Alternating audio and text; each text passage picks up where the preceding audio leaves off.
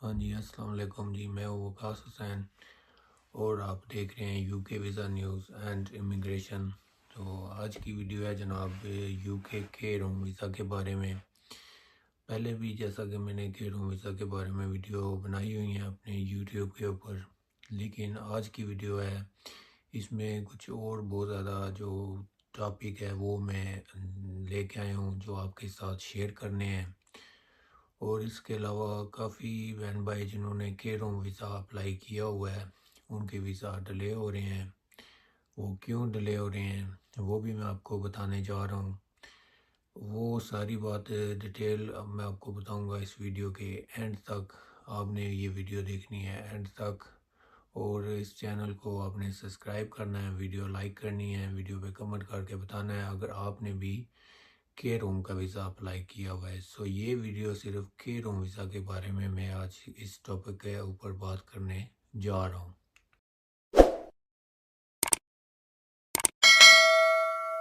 तो अभी भी जो है ना बहुत ज़्यादा लोग जो है ना मिक्स कर रहे हैं इस क्वेश्चन को। जो मैं आपको बता रहा हूँ रूल्स जो हैं, स्किल वर्क वीज़ा जो है वो डिफरेंट है और जो के रूम वीज़ा है ये डिफरेंट है। लेकिन लोग जो है ये स्टिल सेम समझ रहे हैं जी के रूम वीज़ा जो है वो स्किल वर्क वीज़ा है। तो ऐसा नहीं है, ये डिफरेंट है टोटली। तो मुझे काफ़ी ज़्यादा मतलब लोगों ने बताया है, पूछा है कि क्या हम मार्च में आ सकते हैं यूके के रूम वीज़ा के ऊपर फैमिली को साथ लेकर, या अप्रैल में, या अभी आ सकते हैं क्या हम अभी डिपेंडेंट को साथ लेके आएंगे। तो मैं काम वगैरह के बारे में सारी डिटेल्स जो है वो बताएं और इसकी जो सैलरी है वो भी हमें बताएं प्लीज़ कि वो क्या है। तो काफ़ी दिनों से मुझे ये क्वेश्चन आ रहे थे, तो आज जो है ना मैंने इस टॉपिक के ऊपर वीडियोस बनाई है जो आप सब के लिए जो है ना के रूम वीज़ा वाले काम की वीडियो है। तो आपके जो भी क्वेश्चन है वो अब मैं आपको बताने जा रहा हूँ। हाँ जी, तो मैं आपको बताने लगा हूँ यूके के रूम वीज़ा के बारे में। ये बेसिकली यूके वीज़ा है क्या। तो ये एक मेडिकल शोबे के मुतालिक भी है, क्योंकि जितने भी लोग आउट ऑफ कंट्री से हैं, पाकिस्तान, इंडिया, बांग्लादेश या किसी और भी कंट्री से यूके में आ रहे हैं, तो कोई डॉक्टर है, कोई नर्स वगैरह है या इस तरह के वाले से जो भी हैं, तो वो यूके में आते हैं और एनएचएस के साथ काम करते हैं। तो इसके अलावा और भी जो इसके रूल्स हैं वो भी मैं आपको बताने लगा हूँ। क्या आप अभी आ सकते हैं और डिपेंडेंट को साथ लेके आ सकते हैं? जी बिल्कुल, आपके पास टाइम है, लेकिन उस टाइम से पहले अगर आप आते हैं तो आप अपना डिपेंडेंट साथ लेके आएंगे, लेकिन उस टाइम के बाद अगर आप आते हैं तो आपका डिपेंडेंट आपके साथ नहीं आएगा।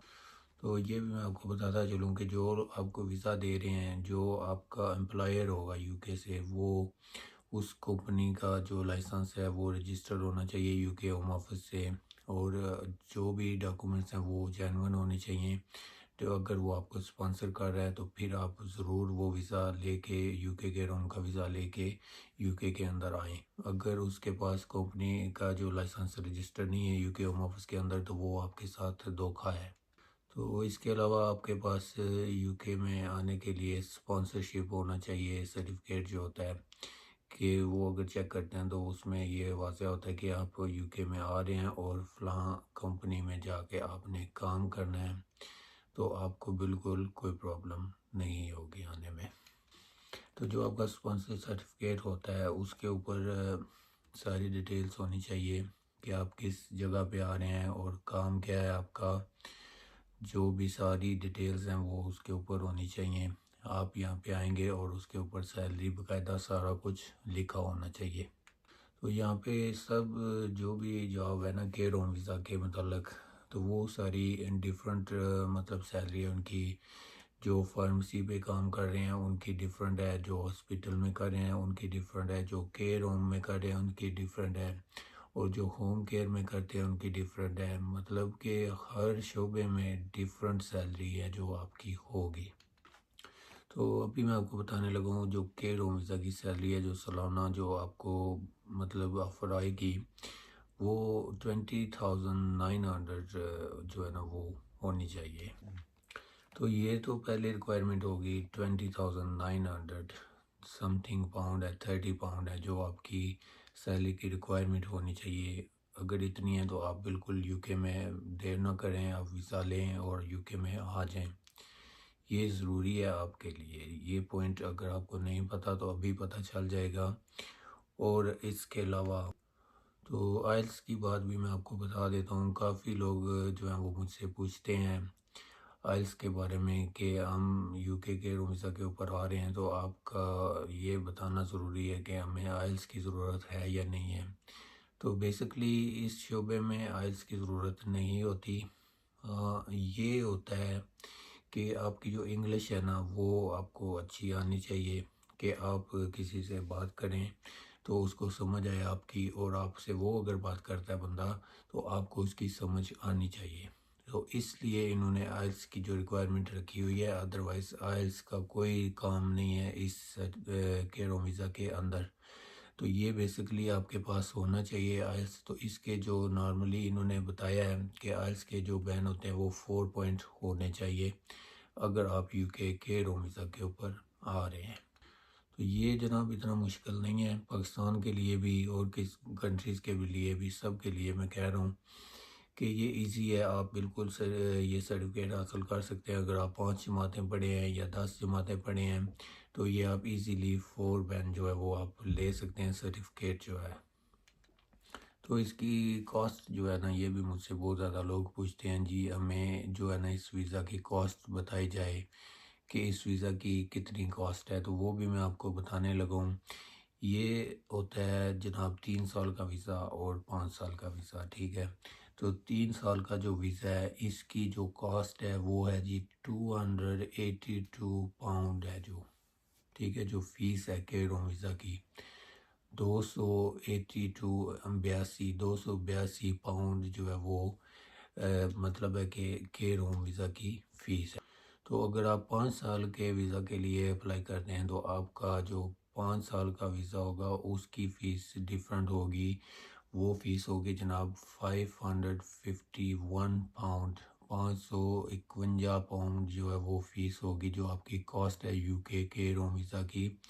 ये मैं आपको बता रहा हूँ पर पर्सन की बता रहा हूँ। ये नहीं आपने सोचना कि आपकी पूरी फैमिली आपको लेके आएंगे तो आपकी ये कॉस्ट होगी। ये होगी जनाब ईच पर्सन की। अगर आप खुद आ रहे हैं तो आपकी जो कॉस्ट है 5 ईयर्स वीज़ा के ऊपर तो आपकी 551 पाउंड पर पर्सन की मैं बता रहा हूँ, 551 पाउंड है। तो ये भी मैं आपको बताता चलूँ कि आपने अपने अकाउंट में जो पैसे शो करने होते हैं वो है जी 1200 पाउंड होते हैं। 1250 पाउंड जो आपके अकाउंट में होने चाहिए, जो आपने शो करने हैं जब आपका वीज़ा अप्लाई होता है, आप प्लीज़ सबमिट करते हैं अपनी फ़ाइल। तो जब तक आपको वीज़ा नहीं मिलता तो आपको पैसे जब तक आप यूके नहीं आते तब तक आप वो पैसे मत निकालें।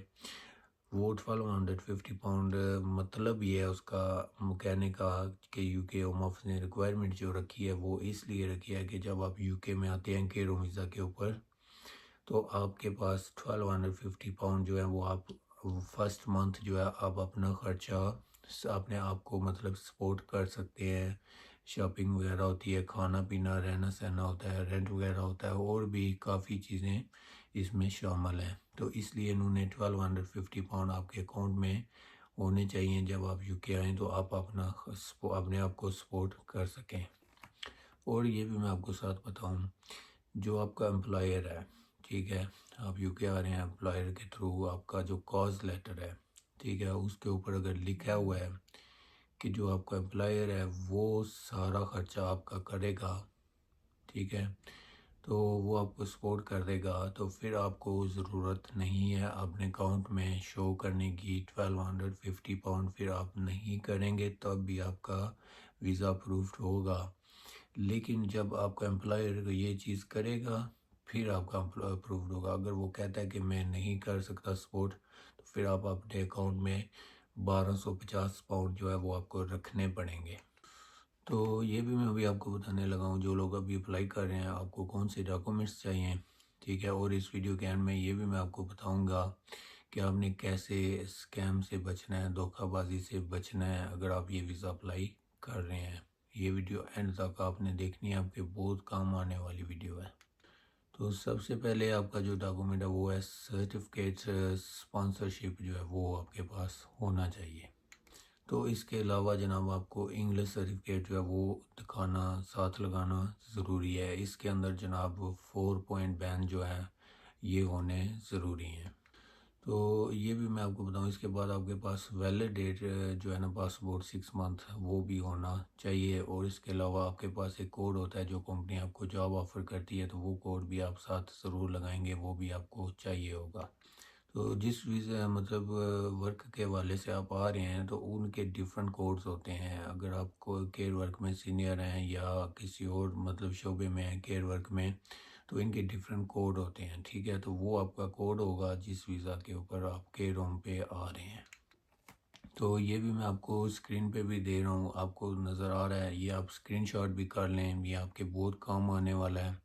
तो ये जो कोड है ये मैं आपको बता रहा हूँ 6145 care workers and home cares के लिए, ठीक है। आप अंडरस्टैंड कर रहे हैं और आपको साथ नज़र आ रहा है, स्क्रीनशॉट आपने कर लेना है, ये आपके बहुत काम आने वाला है। और जो दूसरा कोड है वो है जी 6146 सीनियर केयर वर्कर। तो ये जो दो कोड है ना ये आपके बहुत काम आने वाले हैं। अगर इनमें से आप सीनियर केयर वर्कर हैं तो आपको 6146 चाहिए, और अगर आप care worker and home care हैं तो आपको 6145 चाहिए। ये आपको नज़र आ रहा होगा स्क्रीन के ऊपर। तो आपने ये स्क्रीनशॉट कर लेना है अगर आप केयर होम वीज़ा के ऊपर यूके आ रहे हैं। तो इसके अलावा अगर आपका एम्प्लॉयर आपको मतलब आप पैसे शो नहीं करता यूके होम ऑफिस में कि वो आपको सपोर्ट नहीं करेगा, तो आपने अपने अकाउंट में पैसे जो दिखाने हैं 1270 पाउंड जो है वो आपके अकाउंट में होने चाहिए, और वो आपको जो है वो आपने शो करने हैं कराने हैं।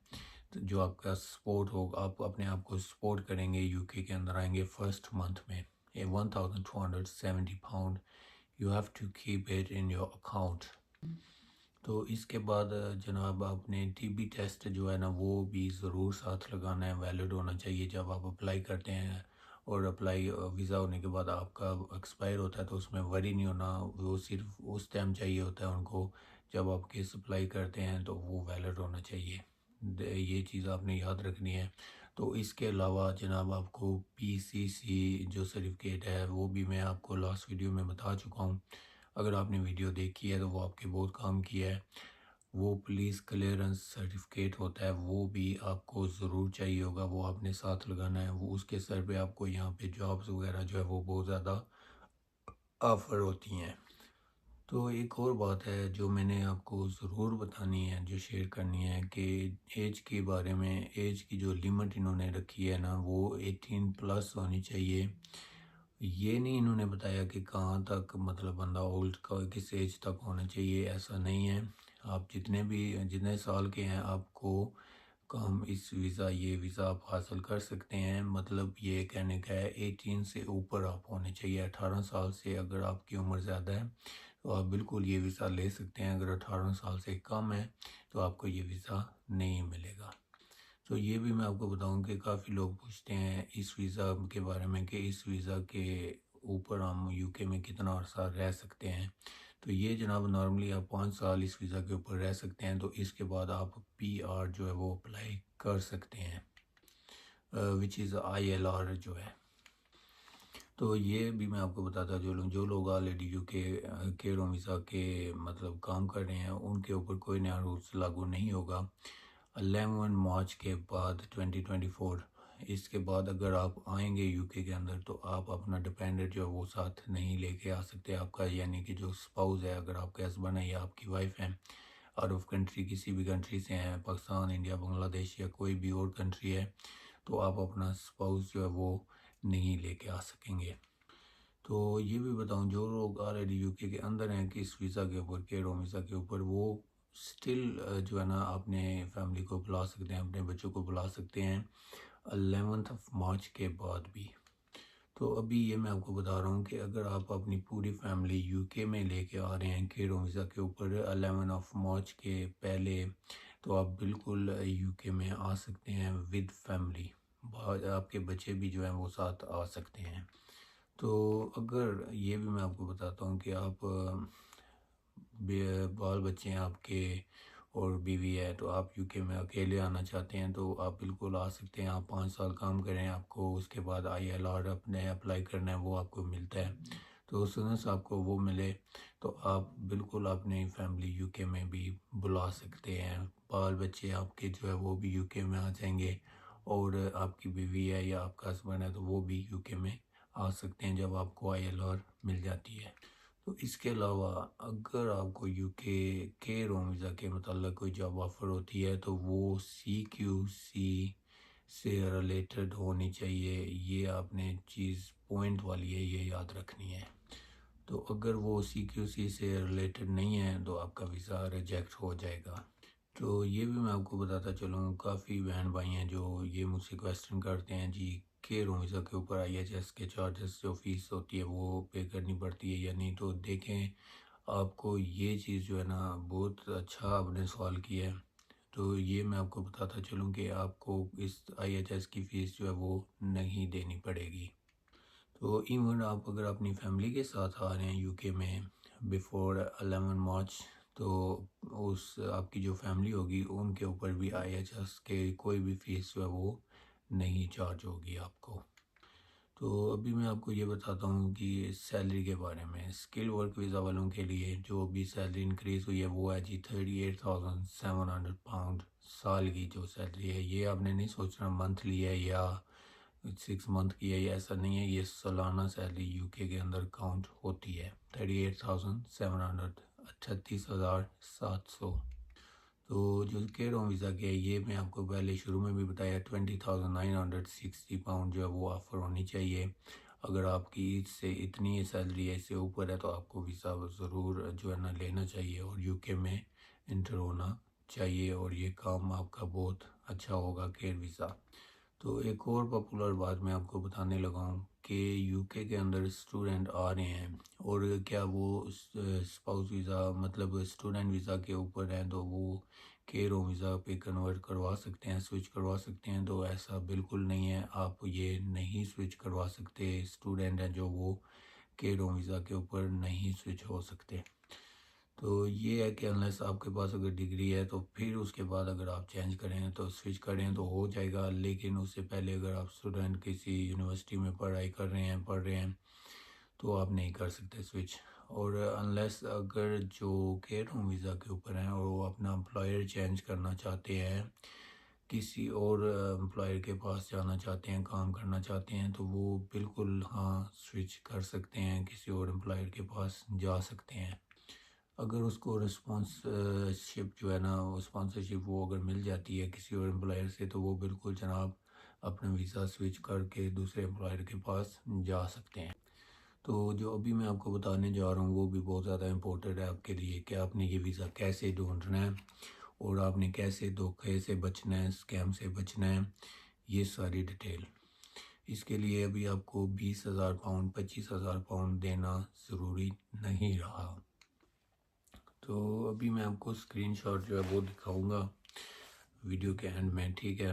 उससे पहले मैं आपको बताता चलूँ एक और इम्पोर्टेंट बात कि इसमें आपको कोई कोर्स वगैरह नहीं होना चाहिए आपके पास के रोम के बारे में।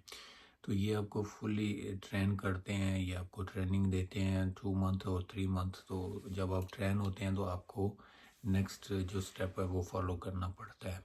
तो इसमें कोई इतनी बड़ी बात नहीं है, ये आप यहाँ पे आके ट्रेनिंग कर सकते हैं 2 मंथ और 3 मंथ। तो इसके बाद आपको डायरेक्ट जॉब पे भी लगा देते हैं, आपको पे जो है वो मिलती है। और अभी मैं जा रहा हूँ जनाब आपको दिखाने के लिए स्क्रीन पे जो भी केयर होम वीज़ा के बारे में अप्लाई कैसे करना है, CQC से रिलेटेड और जो भी जॉब आपने ढूंढनी है वो भी मैं आपको बता चुका हूँ, और लिंक भी मैं दूंगा डिस्क्रिप्शन में इस वीडियो के नीचे। अगर आपने खुद अप्लाई करना है थोड़ा सा हार्ड होगा आपके लिए, लेकिन यह है कि आप 20,000 25,000 पाउंड से बच सकते हैं। तो अगर आप बचना चाहते हैं 20-25,000 पाउंड से, तो ये सबसे बेस्ट होगा आपके लिए। आप खुद अगर अप्लाई करेंगे आपका 20-25,000 पाउंड भी नहीं लगेगा, और आपको भी मैं बताने लगा हूँ जो भी स्क्रीन शॉट मैंने आपको दिखाने हैं वो आप खुद स्क्रीन शॉट कर लें, और आपको बहुत ज़्यादा इजी मतलब होगा कि आप खुद फाइंड आउट कर सकेंगे चैनल को ज़रूर लाइक करना है। वीडियो जो है थोड़ी एंड आ गई है और आपने वो भी देख लेनी है ताकि आपके काम आने वाली है। अगर आप केयर होम वीज़ा के ऊपर यूके आना चाहते हैं, और वीडियो लाइक करनी है, वीडियो पे कमेंट करके बताना है वीडियो कैसी लगी है। और आने वाले दिनों में वीडियो अच्छी मिलेंगी, और मेरे यूट्यूब पे ज़रूर विज़िट करना, वहाँ पे भी वीडियो आपके लिए लगी हुई हैं। तो इसके अलावा भी आपको बताता चलूँ, एजेंट्स की ज़रूरत भी आपको अब नहीं पड़ने वाली, नहीं पड़ेगी। आप डायरेक्ट अप्लाई कर सकते हैं, कोई एजेंट की फ़ीसें वगैरह भी आपको नहीं देनी पड़ेंगी। तो सबसे पहले जो इम्पोर्टेंट रोल है ना केयर होम का, वो होना चाहिए CQC से रिलेटेड। मैं आपको बताने लगा हूँ कि आपको खुद कैसे अप्लाई करना है, ठीक है। तो CQC से रिलेटेड अगर आपका केयर होम है तो वो जेन्युइन है, वो फेक नहीं है, आपके साथ धोखा नहीं होगा, आप फ्रॉड से बच सकते हैं। तो ये जो है ना, ये वेबसाइट है CQC, और आपने ये सर्च करनी है अपने मोबाइल पे जाके, गूगल पे जाके, और आपको स्क्रीन पे भी नज़र आ रहा होगा।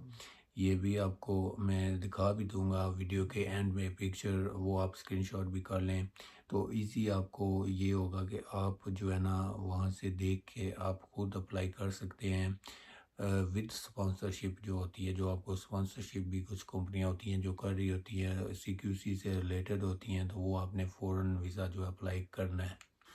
तो आपने जॉब ऐसे ढूंढनी है, अपने गूगल पे जाना है, यूके के रोम जो है ना वो आपने लिखना है, यूके के रोम जॉब स्पॉन्सर, ये पूरा लिखना है आपने, वो डिटेल आ जाएगी। और जब डिटेल आएगी तो जो भी कंपनियां जॉब ऑफर कर रही होती हैं, आपने वो ही सर्च करना है आपने CQC के ऊपर जाके। तो CQC के ऊपर जाएंगे तो वहाँ पे आपको पता चल जाएगा, अगर वो कंपनी रजिस्टर्ड है, रिलेटेड है CQC से, तो वो आपका वीज़ा जेन्युइन है, आप वो वीज़ा ले सकते हैं। अगर वो रजिस्टर्ड नहीं है तो वो आप जो है ना बिल्कुल ना लें वीज़ा, वो आप उसमें धोखा हो सकता है आपके साथ। तो आपने अपने मोबाइल में जाके लिखना है CQ से सी रिलेटेड यूके केयर वीज़ा, तो आपको ये सारी डिटेल नज़र आ जाएंगी। जो कंपनी CQC से रजिस्टर्ड हैं तो आपको वो वीज़ा 100% स्पॉन्सरशिप जो है वो लेनी चाहिए। फाइंड एंड कंपेयर सर्विस, तो ये जनाब केयर होम के बारे में है। तो ये भी जो है ये CQC से रिलेटेड नहीं है। आपने अगर कोई जॉब इस तरह की ढूंढनी है तो वो आपने जाना है CQC के ऊपर, और आपको वहाँ से सारी इन्फॉर्मेशन मिल जाएगी। ये थी जनाब आपके लिए न्यूज़।